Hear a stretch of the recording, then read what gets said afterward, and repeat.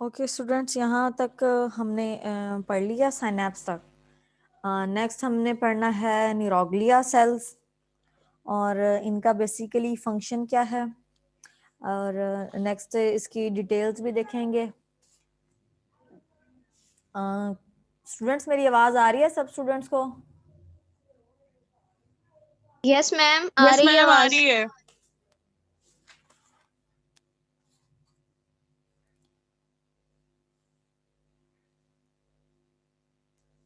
Okay, neuroglia cell जो हमारे पास हैं ये सेंट्रल नर्वस सिस्टम में हम दो चीज़ों को लेते हैं, जिसमें हम ब्रेन और सेकंड नंबर पे स्पाइनल कॉर्ड। ठीक है, ये दो होती हैं जो कि सेंट्रल नर्वस सिस्टम में काउंट होती हैं, और इसका जो इंटर न्यूरोनल जो स्पेस होती है वो किससे फील्ड की जाती है? With large number amount of supporting non nervous cells. ठीक है, नॉन नर्वस सेल्स जो होते हैं उनको हम कहते हैं न्यूरोग्लिया सेल्स, और इनको न्यूरोग्लिया सेल्स भी कहते हैं, या हम इसको माइक्रोग्लाइल या फिर ओलिगो डेंड्रोसाइट्स भी कहते हैं। ये तीनों जो है वो एक ही जो सेल्स हैं उनके नेम हैं, कि ऐसे सेल्स जो कि नॉन नर्वस सेल्स से फिल किए जाते हैं। ठीक है, जो स्पेस होती है सेंट्रल नर्वस सिस्टम में उनको हम न्यूरोग्लिया या माइक्रोग्लाइल या फिर ओलिगो डेंड्रोसाइट्स कहते हैं। These cells are more in numbers as compared to the neurons। ठीक है, जो न्यूरॉन्स होते हैं उनसे इनकी तादाद जो होती है वो ज्यादा होती है। Capable of regeneration and division which is lacking in the nerve cell.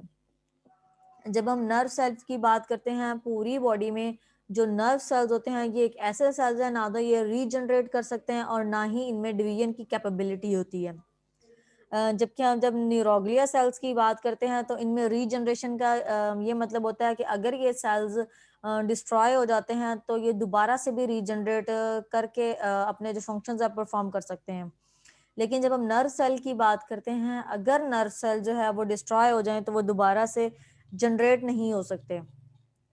और डिवीजन में ये होता है कि जो न्यूरोग्लिया सेल्स हैं इसमें जितनी ज़्यादा डिवीजन और डिफरेंशिएशन होगी इतना इनका साइज भी इंक्रीज होगा और इसमें जी इतनी भी एडवांसमेंट है वो आएगी। Glial cells are useful in sporting. ये न्यूरॉन्स जो होते हैं उनको सपोर्ट करने के लिए ये मेन फंक्शन होता है, providing nourishment of the neurons के जो सेल्स होते हैं उनको नरिशमेंट प्रोवाइड करते हैं। इसके अलावा प्रोटेक्शन देते हैं, और प्रोटेक्शन किस तरह से देते हैं? By engulfing foreign particles. Foreign particle जिनको हम कहते हैं कि फैगोसाइटोसिस। अगर हम ये बात करें कि सॉलिड पार्टिकल है जो जिसको जो है वो फैगोसाइट्स किया गया है या उसको इनगल्फ किया गया है तो उसको हम फैगोसाइटोसिस कहते हैं। लेकिन जब हम लिक्विड फॉरेन पार्टिकल्स की बात करते हैं तो हम उनको फैगोसाइटोसिस नहीं कहते, उसको हम ये कहते हैं कि पानाइकोसाइटोसिस। ठीक है, नर्व्स न्यूरोग्लिया जो सेल्स हैं वो हमने पढ़ लिए। ठीक है, नेक्स्ट हमने पढ़ना है कि नर्व्स नर्व जो है वो कंसिस्ट ऑफ होती है बंडल्स पे। ठीक है, और इन्हीं बंडल्स को हम क्या कहते हैं? फेसिक्यूलाई। ठीक है, और इन्हीं जो बंडल्स को हम फेसिक्यूलाई कहते हैं, और each bundle is made up of many nerve fibres. Same इसी तरह से जब हम मसल्स की बात करते हैं तो एक मसल जो है वो मसल फाइबर से, नेक्स्ट हमने ये पढ़ा था कि वो फिलामेंट्स के साथ बने होते हैं, फिलामेंट्स। और फिर एक्टिन और मायोसिन हमने वो पढ़े थे। सेम इसी तरह से जब हम नर्व्स की बात करते हैं तो नर्व्स भी बंडल से मिलकर बनी होती हैं, और ये जो बंडल होता है ये नर्व फाइबर से बना होता है। और जो एक नर्व फाइबर होता है वो किससे मिलके बना होता है? इन फेसिक्यूलम और बंडल। इसी बंडल से ये सराउंड किया जाता है and held to the others by a thin layer of connective tissue. और इसी कनेक्टिव टिश्यू की जो थिन लेयर होती है इसको हम कहते हैं एंडोन्यूरियम। ये हमारे पास इसमें आपको क्लियरली नजर तो नहीं आएगा, लेकिन इसमें फिर भी डायग्राम जो है वो शो हो जाएगी। इसमें ये हमारे पास एक नर्व है, और नर्व की जो हमारे पास आउटर लेयर है उसको हम कह रहे हैं उसको हम एपिन्यूरियम कह रहे हैं। ठीक है, और जो इसके इंट्रा सेलुलर जो स्पेस होती है, जो पार्ट है, उसको हम ये कह रहे हैं कि इंट्रा एसिक्यूलर एपिन्यूरियम। ठीक है, क्योंकि ये एपिन्यूरियम से अराइज कर रहा है। और नेक्स्ट इससे ये हमारे पास जो है वो एंडोन्यूरियम, जिसकी हमने बात की कि जो हमारे पास आउटर लेयर है, और नेक्स्ट इसी से जो है वो एक्सॉन्स और शेवॉन सेल्स जो है वो अराइज करते हैं। ठीक है, इसमें आपने ओवरऑल स्ट्रक्चर देखा और उसी स्ट्रक्चर में जो एंडोन्यूरियम है, और इसी एंडोन्यूरियम से हमने ये बात की कि ये थीन लेयर होती है कनेक्टिव टिश्यू की, जिसने के बंडल्स को जो है या फाइबर को सराउंड किया होता है। और ईच बंडल और fasciculum is enclosed by a coat of white fibres. जो वाइट फाइब्रस टिश्यूज होते हैं वो बंडल्स को, और उसी बंडल को हम फेसिक्यूलम भी कहते हैं, उसके गिर्द एक कोटिंग बनाते हैं जिसको हम क्या कहते हैं, पेरिन्यूरियम। ये हमारे पास वाइट कोटिंग है जो आपको ये ग्रीन में नजर आ रही है, ग्रीन के ऊपर ये जो वाइटिश कलर है, और यही जो है वो वाइट फाइब्रस जो टिश्यूज होते हैं उनकी कोटिंग की गई है। Each nerve consisting of all these bundles are enveloped by an other coat of white fibrous tissue. ठीक है, यही जो नर्व जो है वो जो कि बंडल्स पे मुश्तमिल होती है, और इसी बंडल्स के अराउंड जो है एक कोट होता है वाइट फाइबर्स का, जिनको हम क्या कहते हैं, एपिन्यूरियम। जो जस्ट बंडल के अराउंड हमारे पास वाइट कोटिंग होगी उसे हम पेरिन्यूरियम कहेंगे, और ये हमारे पास पेरिन्यूरियम है। और जो एपिन्यूरियम है वो नर्व सेल्स जो है, ठीक है, उसी नर्व सेल्स में जो बंडल्स हैं उनके गिर्द जो कोटिंग है उसको कह रहे हैं एपिन्यूरियम, जो कि हमारे पास ये यहाँ पे शो हो रही है। ठीक है, इसमें नर्व सेल्स और बंडल्स दोनों आ जाएंगे, जबकि पेरिन्यूरियम में जस्ट बंडल्स आएंगे।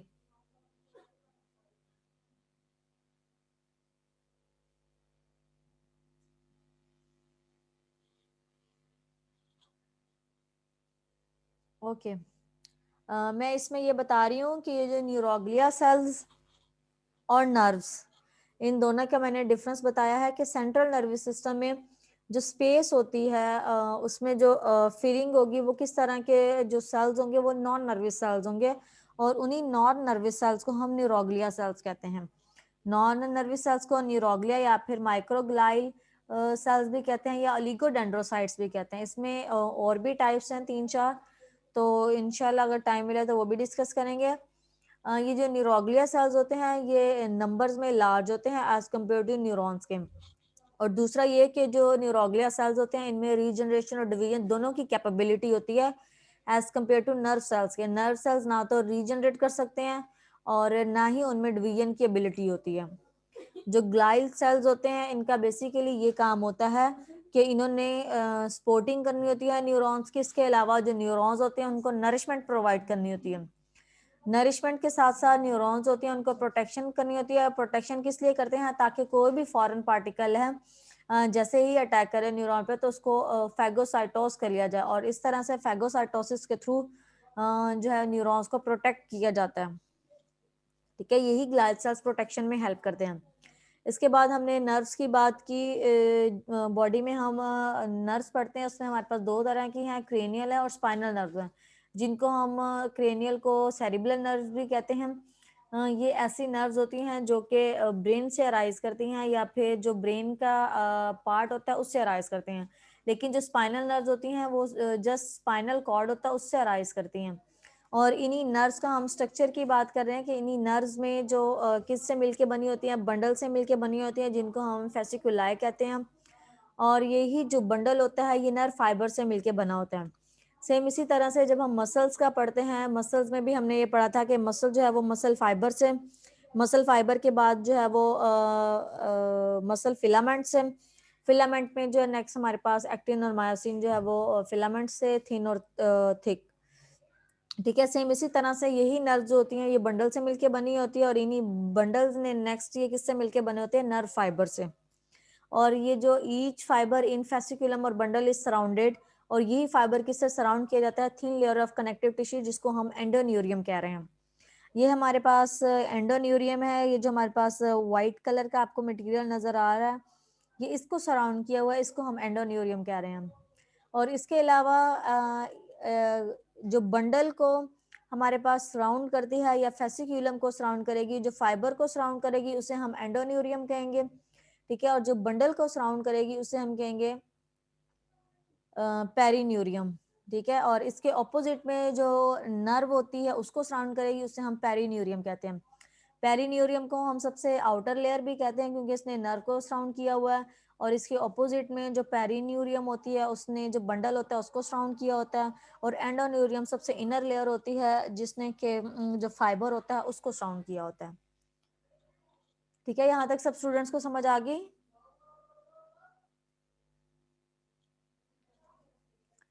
नेक्स्ट हमने न्यूरॉन्स की क्लासिफिकेशन पढ़नी है। क्लासिफिकेशन हमने तीन डिफरेंट जो हमारे पास स्टेजेस हैं जिनमें हम करनी है। पहले नंबर पे हमने न्यूरॉन्स को क्लासिफाई करना है उनके स्ट्रक्चर की बिना पे, ठीक है, और नेक्स्ट हमने उनको करना है फंक्शन की बिना पे कि किस तरह से जो डिफरेंट न्यूरॉन्स हैं उनके क्या फंक्शंस हैं, हम उनको सेंसरी क्यों कहते हैं, हम उनको मोटर क्यों कहते हैं। अगर हम उनको सेंसरी कहते हैं किस बेस पे कहते हैं, मोटर न्यूरॉन्स कहते हैं तो किस बेस पे कहते हैं। ठीक है, नेक्स्ट हमारे पास जो थर्ड कैटेगरी है वो है मेड्यूलरी शीथ की। मेड्यूलरी शीथ की बिना पे हमने न्यूरॉन्स को डिवाइड करना है, जैसे मैंने आपको पहले ही बताया कि इसमें मेड्यूलेटेड न्यूरॉन्स भी हैं और इसके अलावा नॉन मेड्यूलेटेड भी न्यूरॉन्स हैं। और नेक्स्ट हम इनकी जो डिटेल है वो देखेंगे कि स्ट्रक्चर की बिना पे यूनिपोलर, बाइपोलर और मल्टीपोलर जो है वो किस तरह से होते हैं, इनकी डायग्राम कैसे होती हैं, इनमें कितने डेंड्राइट्स होते हैं और कितने एक्सॉन्स होते हैं। डेंड्राइट्स और एक्सॉन का जो फंक्शन होगा वो बिल्कुल सेम रहेगा जैसे हमने स्टार्टिंग में पढ़ा। न्यूरॉन्स के हम स्ट्रक्चर की बात करते हैं सबसे पहले कि depending on the number and arrangement of cytoplasmic extensions. ठीक है, जो साइटोप्लाज्मिक एक्सटेंशंस में हमने बात की कि डेंड्राइट्स और एक्सॉन्स, यही जो एक्सटेंशंस हैं इनके हम नंबर और इनकी अरेंजमेंट की बुनियाद पे हमने ये बात करनी है कि न्यूरॉन्स को तीन कैटेगरीज में डिवाइड किया गया है। और नंबर वन पे हमारे पास यूनिपोलर न्यूरॉन होंगे। यूनिपोलर न्यूरॉन ऐसे न्यूरॉन हैं जो कि जस्ट सिंगल प्रोसेस जो है वो कन्वे करते हैं।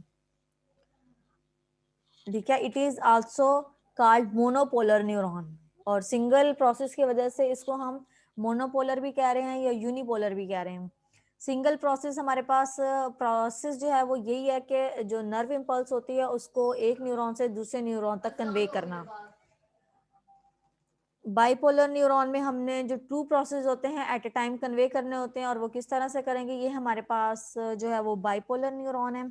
इसकी जो सेल बॉडी है वो सेंटर में है, और इसी सेंटर में सेल बॉडी की बिना पे यहाँ पे ये एक्सॉन और इसी से जो है वो डेंड्राइट्स अराइज कर रहे हैं, और ये इसका जो है वो सेकेंड पार्ट है। ठीक है, ये इस तरह से इसको दो पोलर पार्ट्स में डिवाइड करता है, और इसी को हम इंटर न्यूरॉन्स भी कहते हैं। और इसके अलावा ये हमने यूनिपोलर पढ़ा जिसने कि जस्ट सिंगल प्रोसेस को कन्वे करना होता है, और इसको हम सेंसरी न्यूरॉन भी कहते हैं। जबकि मल्टीपोलर न्यूरॉन्स में हम ये कहते हैं कि इसमें जो प्रोसेस होते हैं वो मोर देन टू होते हैं। मोर देन टू क्यों होते हैं, क्योंकि इसमें मल्टीपोलैरिटी पाई जाती है, और इसी मल्टीपोलैरिटी की बिना पे हम इनको मोटर न्यूरॉन्स भी कहते हैं। नेक्स्ट इसमें हमने ये देखने हैं कि जो उसमें देखेंगे कि इनके फंक्शंस जो हैं वो कौन कौन से हैं। सेंसरी न्यूरॉन्स के फंक्शंस, मोटर के, और जो इंटर न्यूरॉन्स हैं उनके, ये इनकी शेप की और स्ट्रक्चर की बिना पे इनको जो है वो डिफरेंट किया गया है। और नेक्स्ट हम इस ये हमारे पास फंक्शंस की बिना पे है। ये हमारे पास ओवरऑल जो है वो डायग्राम है। ठीक है, ये cell body of the motor neuron. इसमें हम सबसे पहले सेंसरी न्यूरॉन क्या है कि respond to the external stimuli. ठीक है, जैसे ही एक्सटर्नल स्टिमुलस जो है वो बॉडी पे एक्ट करेगा, उसके इन रिस्पॉन्स में जो है वो सेंसरी न्यूरॉन्स एक्टिवेट होंगे, और वो एक्सटर्नल स्टिमुलाई के खिलाफ जो है वो रिस्पॉन्स प्रोड्यूस करेंगे। और इस रिस्पॉन्स में वो क्या करेंगे कि उन्होंने इसी जो है वो इम्पल्स को कैरी करके जो है वो सेंट्रल नर्वस सिस्टम तक लेके जाना होता है। और सेंट्रल नर्वस सिस्टम में मैंने आपको पहले ही बताया कि इसमें दो पार्ट्स हैं, एक है ब्रेन और सेकंड नंबर पे है spinal cord. The axonal part of the sensory neurons. ठीक है, सेंसरी न्यूरॉन्स जैसे हमने पढ़ा कि जो न्यूरॉन होता है उसका जो एक्सॉन और एक होता है उसका डेंड्राइट पार्ट। जो एक्सोनल पार्ट है, जैसे कि हमने नोब की बात की, उसी एक्सोनल पार्ट से सेंसरी न्यूरॉन्स के terminate in the intermediate neurons, ठीक है, intermediate neurons which are seen in brain and spinal cord, ठीक है। इन्होंने मैसेज जो है वो कन्वे करना होता है सेंट्रल नर्वस सिस्टम को। सेंट्रल नर्वस सिस्टम को हम ब्रेन या स्पाइनल कॉर्ड भी कहते हैं, या हम इनको इंटरमीडिएट जो है वो न्यूरॉन्स भी कहते हैं। उसके बाद these are stimulated by the impulses, और यही ब्रेन और स्पाइनल कॉर्ड जो है वो इम्पल्स की वजह से जो है वो स्टिमुलेटेड होंगे, और इन्होंने रिसीव क्या करने होंगे, messages from the sensory neurons.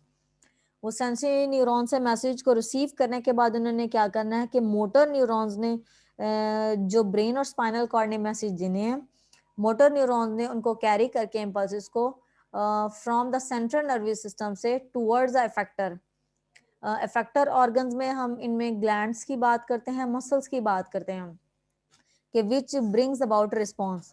For example के जैसे हम मैंने आपको पहले ही बात की कि सेंसरी न्यूरॉन्स में टच किया बॉडी को, ठीक है, फॉर एग्जांपल एक कील पे फौरी वहाँ में इन रिस्पॉन्स में हमारे फिंगर जब उसे पुश करेंगे तो जो हमारे मसल्स जो हैं वो कॉन्ट्रैक्ट और रिलैक्स होंगे, जैसा कि सेम इस डायग्राम में दिखाया गया है, ठीक है। ये हमारे पास जो है इसमें इतनी क्लैरिटी नहीं है, लेकिन इसमें ये इफेक्टर्स और सेंट्रल नर्वस सिस्टम का ये दिखाया गया कि किस तरह से सेंसरी न्यूरॉन्स जो है वो एक्सटर्नल स्टिमुलस को रिसीव करके इम्पल्स को जो है वो सेंट्रल नर्वस सिस्टम तक या इंटरमीडिएट न्यूरॉन्स तक लेके जाते हैं, और सेम इसी तरह से इंटरमीडिएट न्यूरॉन से किस तरह से मैसेज और इम्पल्सिस जो हैं वो इफेक्टर्स तक जाती हैं। इफेक्टर्स जो ऐसे ऑर्गन्स या टारगेट्स होते हैं जहाँ पे उन्होंने जाके अपना जो फंक्शन है परफॉर्म करना होता है। टारगेट्स हमारे पास मसल्स में ये है कि किस तरह से हमने हैंड को जो है वो स्कील से पुश करके अपने जो मसल्स होते हैं उनको कॉन्ट्रैक्ट करना होता है, ठीक है, जो बाइसेप और ट्राइसेप्स होते हैं। सेम इसी तरह से जो यहाँ पे डायग्राम में शो किए गए हैं। यहाँ तक सब स्टूडेंट्स को समझ आ गई है? बाकी इसमें ये थोड़ा बताया गया है कि डोर्सल और वेंट्रल पार्ट के बारे में बताया गया है, जो आपकी बुक होगी आप उसमें से देखिएगा, या आप इसमें नेट पे इस डायग्राम को क्लियरली देखिएगा तो उससे भी आपको ये क्लियर हो जाएंगे। इसमें डायग्राम थोड़ी इतनी क्लियर नहीं है, इसको आपको समझने में मुश्किल होगी, या आई थिंक आप मेरी बात को अंडरस्टैंड कर रहे हैं सब स्टूडेंट्स? Yes ma'am.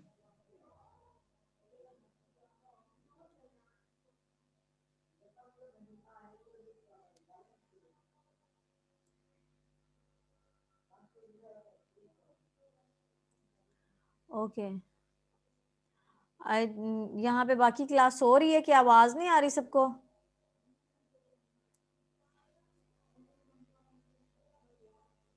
मैम आ रही है। नेक्स्ट ये हमारी लास्ट स्लाइड है, इसके बाद क्लास में इसमें न्यूरॉन्स की बात की गई है, माइलिनेटेड की और नॉन माइलिनेटेड की, ठीक है। माइलिनेटेड न्यूरॉन्स को हम मेडुलरी जो है या मेडुलेटेड जो है वो नर्व फाइबर्स उनको भी कहते हैं, जो हमने थर्ड कैटेगरी पढ़ी थी न्यूरॉन्स की,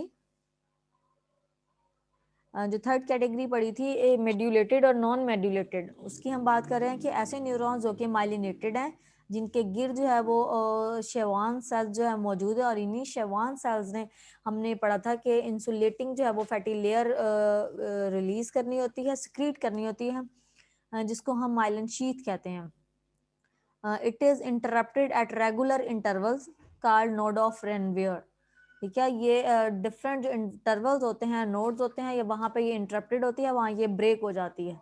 अ थिन डेलिकेट मेम्ब्रेन का न्यूरोलीमिया सराउंड्स द एक्सॉन, ठीक है, और ये जो एक्सॉन को सराउंड करती है उसको हम न्यूरोलीमिया भी कहते हैं। इसके अलावा एक्सोप्लाज्म की हमने वो बात की थी जो कि सेल बॉडी को सराउंड करता है, जो एक्सॉन को सराउंड करता है उसको हमने न्यूरोलीमिया कहा, ठीक है। Cranial nerves of vertebrates are of this types, जितनी भी क्रेनियल नर्व्स हैं, क्रेनियल नर्व्स वो हैं जो कि ब्रेन में मौजूद होती हैं, और इन्हीं क्रेनियल नर्व्स को जो वर्टिब्रेट्स में पाई जाती हैं वो सारी माइलिनेटेड टाइप्स की होती हैं। माइलिनेटेड और मेड्यूलेटेड जो नर्व फाइबर्स होते हैं are useful in conductive impulse at a faster rate, ये फास्टर रेट पे इसलिए कंडक्शन में हेल्प करते हैं क्योंकि जो इम्पल्स होती है वो नोड टू नोड जो है वो ट्रेवल करनी होती है, ठीक है। एक नोड से ये दूसरी नोड पे गई और दूसरी नोड से ये जो है वो थर्ड नोड पे गई।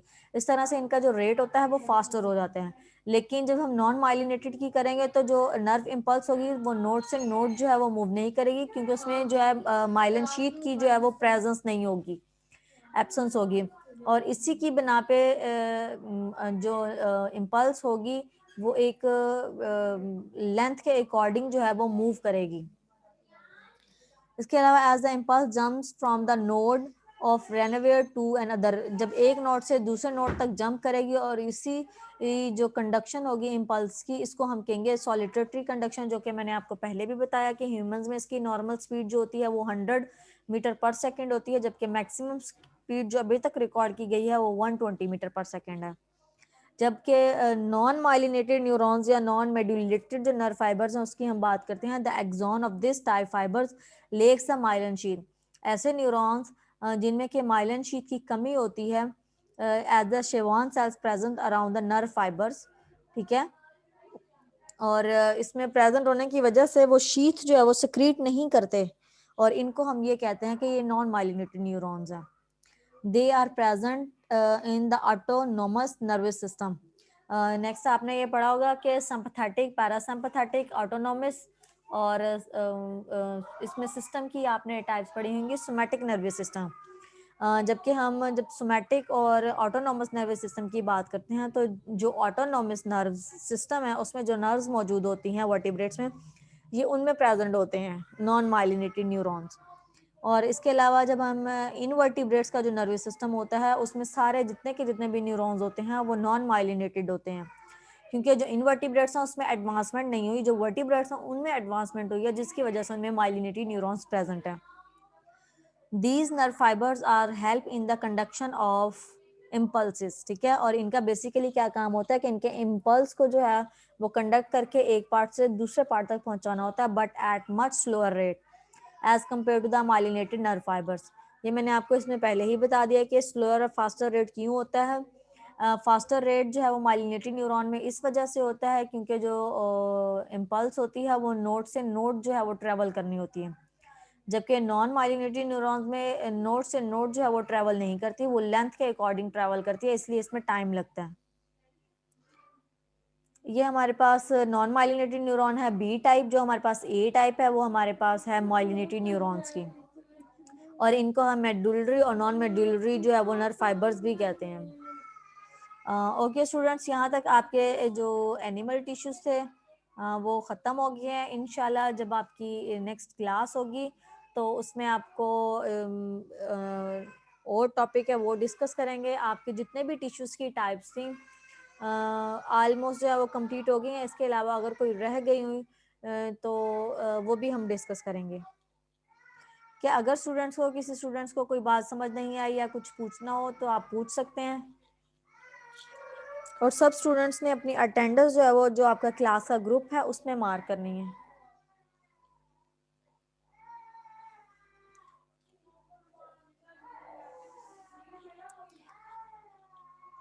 Any question students? इसमें ये जो आपको प्लस और माइनस के निशान नज़र आ रहे हैं, यही हमारे पास ये जो नोड्स हैं, इसको हमने कहा है कि यहाँ से जो है ये इम्पल्स ट्रैवल करेगी, इसको हम नोड ऑफ रेनवेयर भी कहते हैं, ठीक है। इम्पल्स की जो फास्टर रेट होता है उसको ट्रैवल करने में हेल्प करते हैं।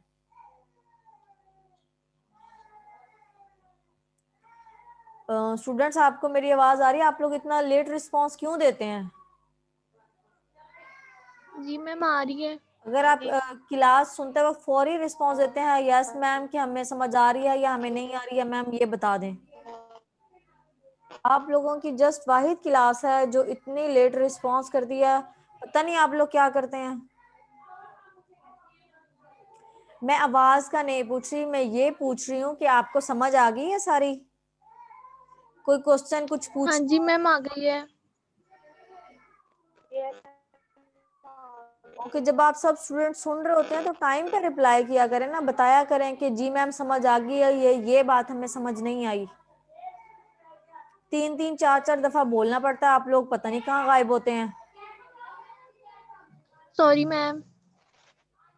अब आप यूनिवर्सिटी लेवल के स्टूडेंट्स हैं, थोड़ा इस बात को समझें और थोड़ा मेच्योरिटी लेके आए अपने अंदर।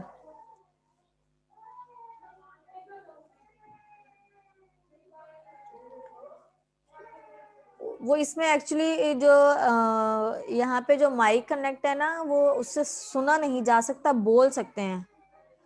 उसमें ये है कि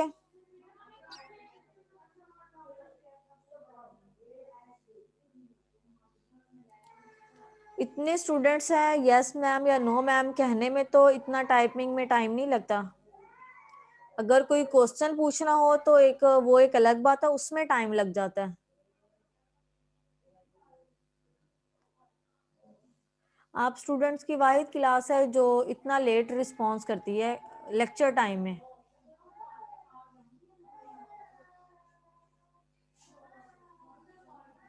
जी आप कर रहे हैं सॉरी मैम, आइंदा ऐसा नहीं होगा। तकरीबन यहाँ पे 16 स्टूडेंट्स बैठे हैं और 16 स्टूडेंट्स में से कोई भी बच्चा ऐसा नहीं है कि जो कह दे कि जी मैम समझ आ गई है या मैम ये पॉइंट क्लियर नहीं है, इसको बता दें।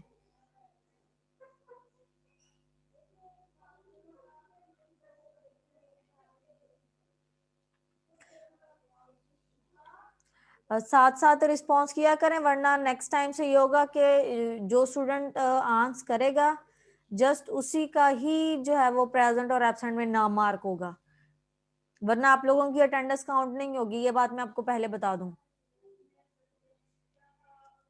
वॉइस मुझे किसी भी स्टूडेंट की जो वॉइस है वो नहीं आ रही।